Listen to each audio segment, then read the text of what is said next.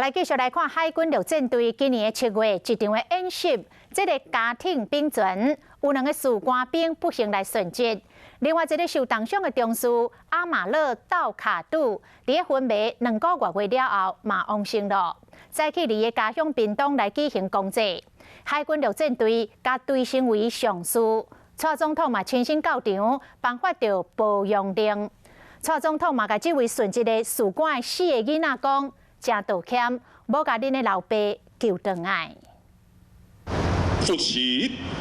公祭砍国旗，并且举行对阵仪式。海军陆战队上士阿马勒道卡杜伫7月份联合反登陆作战演习中，因为超能船变轨造成重伤昏迷2个月了后，抢救嘛是无效。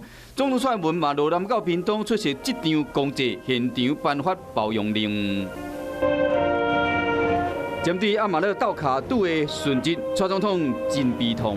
我要对阿马斯丧失的家人，特别是我们4位小朋友，说真的很抱歉，没有救回你们的爸爸。